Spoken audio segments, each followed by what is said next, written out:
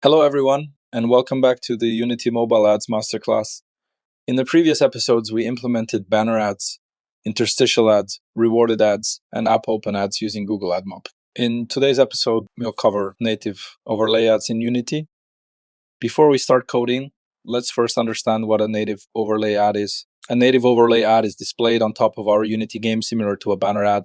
However, unlike a standard banner, a native overlay ad gives us more control over its appearance. We can choose a template, change its background color, customize the call to action button, select where the ad choices icon appears, and control where the ad is positioned on the screen. Native overlay ads can also support video ads and mediation. One important thing to understand is that native overlay ads are not created using normal Unity UI elements. The advertisement is rendered using platform native UI on top of the Unity application. So our Unity game continues running underneath it while the native advertisement appears above the game.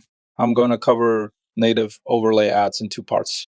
In this first part, we'll simply load the native ad when AdMob is initialized and render it automatically on the screen. Then we'll build a project and test it on a real Android device.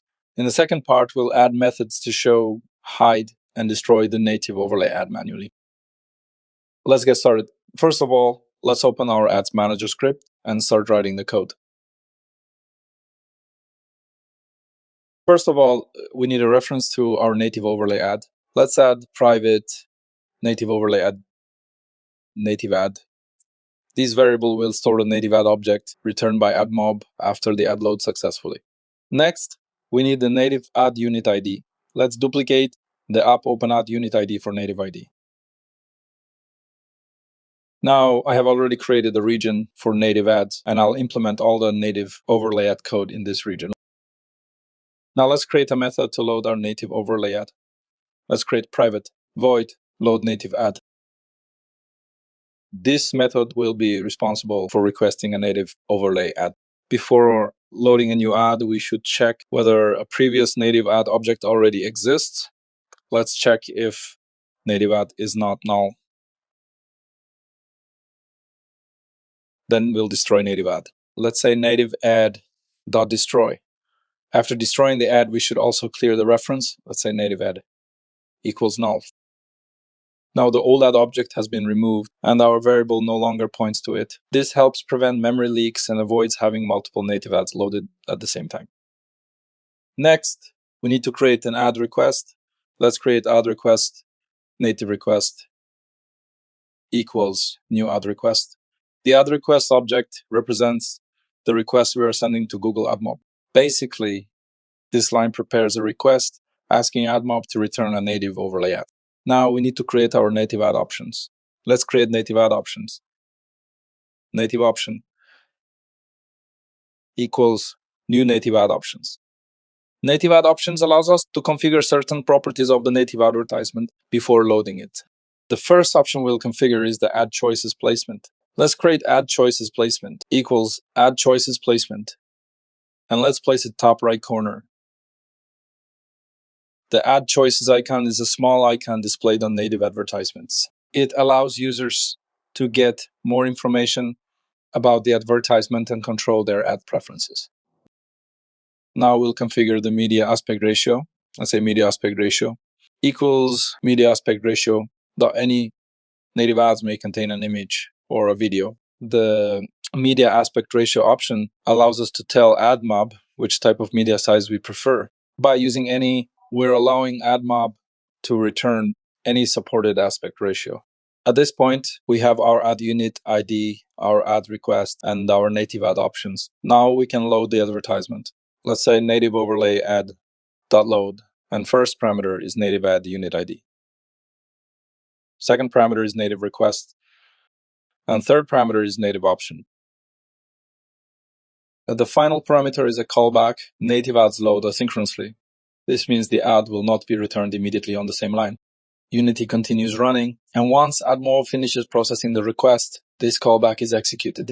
Inside the callback, we receive two values. The first value is native overlay ad. If loading is successful, this variable contains the loaded native ad object. The second value is load ad error.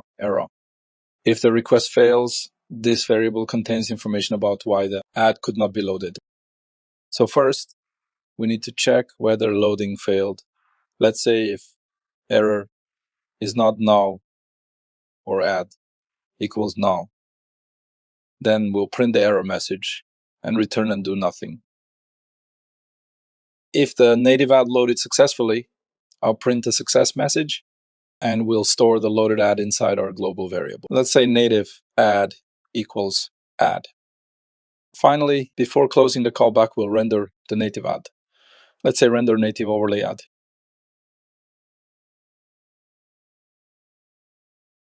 Now, let's create this render native overlay ad method. Let's create private void render native overlay ad. This method will create the visual native ad template and display it on the screen. Before doing anything, we need to make sure the ad exists. Let's say if native ad equals null, then return. Now we need to create a native template style. Let's create native template style. Native style equals new native template style. Native template style controls the appearance of the native overlay ad. This includes the template size, background color, call to action button, fonts, and other visual properties. First, we'll choose the template. Let's say template ID equals medium. Here I'm selecting the medium template. The medium template gives the advertisement enough space to display its media content, headline, description, icon, and call to action button. A medium native ad is larger than a banner, so it is usually more suitable for menus, game over screens, pause screens, or loading screens. Now we'll set the main background color. Let's say main background color equals color.white. This sets the background of the native ad template to white. You can change this color according to your game's design, but make sure the ad remains readable and clearly separated from your game content. Now we'll customize the call to action text. Call to action text equals new native template text style. The call to action section represents the button inside the native advertisement. This button may contain text such as install, download, play. First, we'll set the background color of this button. Let's say background color equals color.green. This will make the call to action button green. Now we'll set the font size. Let's say font size equals 9. And finally, we'll set the font style. Let's say style equals native template font style. .bold. Our native ad template style is now ready. Finally, we can render the advertisement. Let's say native ad.render template. For style, it's native style, and ad position is ad position.bottom. The render template method creates a native advertisement using the style that we just configured. One important thing to understand is that render template displays the native overlay ad immediately. Our native overlay ad is ready to render. And finally, we need to call load native ad after the Google Mobile Ads SDK has initialized. So inside our initialize ads method, call our load native ad method, save the script, and return back to Unity Editor. Now paste the native test, AdMob ID.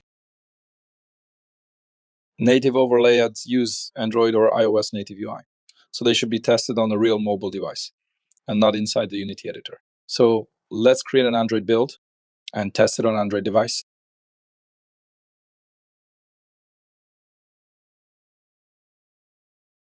Launch the application.